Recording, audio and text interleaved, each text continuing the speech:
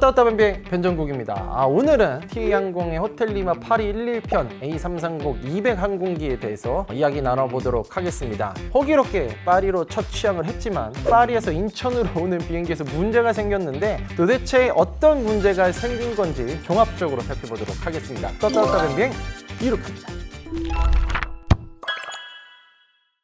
정말 말이 많습니다. 호텔리마 파리 11편 항공업계에 관심이 많으신 분들이라면 이 난리 법석에 대해서는 아실 내용인데 개요부터 좀 설명을 드리면 파리 11편이 이제 A330-200 항공기고 태희항공이 운영을 하고 있는데 올해 6월인가요? 대한항공이 태희항공에게 일종의 임차를 해준 겁니다. 왜 갑자기 빌려줬냐면 합병과 관련된 문제 때문에 그래요. 대한항공과 아시아나항공이 합병을 해야 되는데 이유가 조건부로 뭐라고 걸었냐면 유럽 노선에서 아시아나항공을 대체할 수 있는 항공사를 데려와 이랬고 대한항공은 유럽은 티웨이항공을 낙점을 했죠. 티웨이항공이 들어가려고 하다 보니까 근데 저희 비행기가 없는데요? 이렇게 된 거죠. A330-300 항공기가 있지만 파리에 들어갈 수 없다는 단점이 있었습니다. 운항거리가 짧아가지고. 그런데 이제 A330-200 항공기는 A330-300보다 운항거리가 길어가지고 파리까지 닿을 수 있었고 그래서 대한항공이 기체를 T항공에게 이관을 한 겁니다. 이렇게 이관한다는 내용을 변비행에서 제가 이제 단독으로 기사도 썼었는데 오래돼갖고 이게 5대인가? 아마 그럴 겁니다. 5대인가? 3대, 5대인가? 4대인가? 이렇게 아리송하지?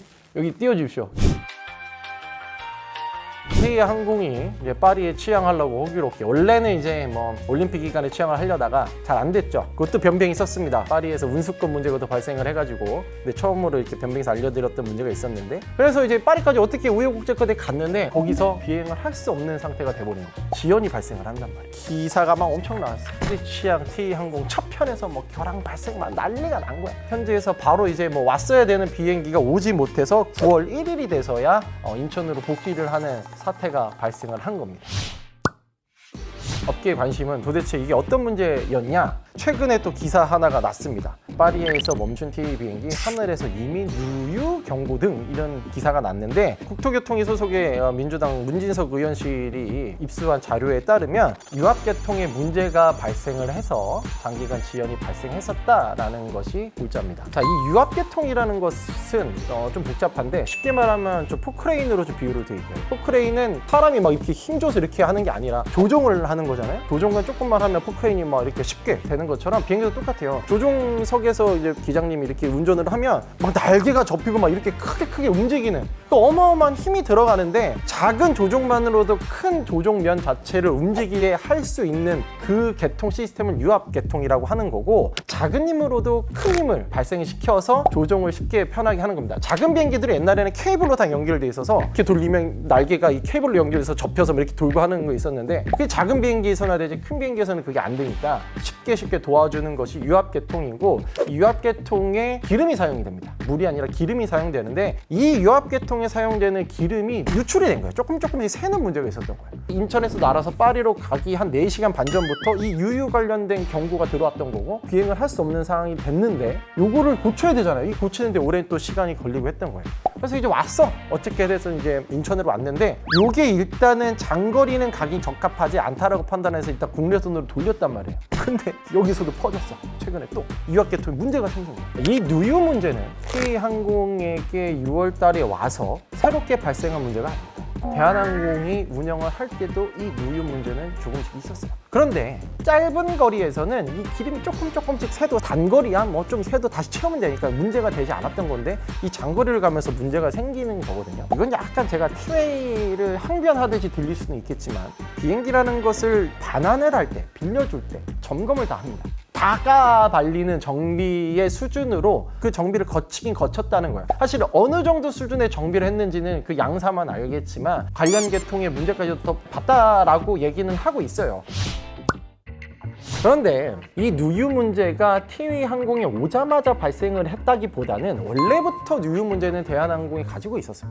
여러분 중고차를 비교해 볼게요. 중고차를 살 때 중고차를 판매하는 사람이 싹 다 고치고 점검해서 줘야 되는 거예요. 과거 이력 보면 그런 누유 문제가 실제로 있었다면 더 큰 문제는 이 누유가 어디서 명확하게 발생했는지를 알지를 못하고 있는 것 같아요. 그 누유 문제가 있었다는 거 알면 진작에 고쳤을 거고, 고쳤으면은 TV에서 문제가 안 생겼어야 되는 거고, 고쳤는데 또 발생하고 있다는 거는 지금 뭔가 문제가 생겼어 거기에. 그냥 단순히 뭐 땜질을 한다고 해서 되는 문제가 아닌 거예요. 그래서 사실 TA 입장에서는 약간 억울한 것 같아. 이게 합병을 위해서 빠르게 티웨이 항공을 대체자로 구해야 됐을 대한항공이 빨리 비행기를 넘기려 했고, 또 마음 급한 TA가 그거를 받았는데 이 비행기에 대한 점검이 제대로 되지 않았었을 가능성이 높다는 거예요. 근데 저는 이것을 조금 더 공격적으로 표현을 하면 폭탄 돌리기 같아요. 통합 때문에 이렇게 빨리 진행하다 사단 나면요, 누가 어떻게 책임질 건데?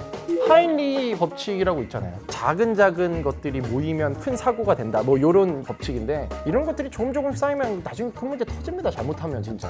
사실 뭐 어떻게 보면 TA 입장에서는 똥차라고 표현할 수 없지만, 기령이 한 2009년에 도입을 했던 비행기라서 한 15년 정도, 15년 가까이 이제 떴던 기체인데, 뭐 그렇게 엄청 오래됐다라고 볼 수는 없는 항공기지만, 그 중간에 이 누유가 좀 있었다는 문제는 TA 입장에서는 알았는데 이게 생각보다 심각했던 건지, 정말 몰랐는지까지는 모르겠지만, 장거리 띄우기에는 좀 심각한 상황이 벌어졌다면 이 비행기에 대한 좀 대책이 필요합니다. 이게 아까 말씀드렸듯이 통합을 위해서 반드시 필요한 비행기예요. 이게 또 이유가 그때 당시 무슨 전제 조건을 걸었냐면, 올해 안에 니네 파리, 바르셀로나, 로마, 프랑크푸르트에 다 취항해 그랬거든. 근데 만약에 이 비행기가 문제가 생겨서 다른 노선을 취항하는데 일정이 꼬이면 통합이 안 될 수도 있는 거예요. 물론 절대 그렇게 될 리가 없겠지. 대한항공이 다 알아서 고쳐주겠지 와서. 지금 국토부도 사실은 옛날 같았으면 이거 운항하지 마 이랬을 텐데, 이렇게 되면 또 막 통합 막 안 되니까 이것들, 이게 지금 뭐 하는 짓이냐고. 옛날 같았으면 그랬을걸? 당장에 뭐 조금의 뭐 문제가 있으면. 근데 이게 막 그랬다가는 막 통합 안 될 수도 있고 하니까, 할 때 이 통합이라는 대전제 아래서 뭐 이렇게 사람들이 그냥 안절보절 못하는 거야 그냥. 지금 뭐 비행할 때 큰 문제가 안 된다고 넘어갈 수 있는 문제일 수도 있어요. 전문가들이 봤을 때는. 그 비행기 탄 사람은 얼마나 무섭겠냐.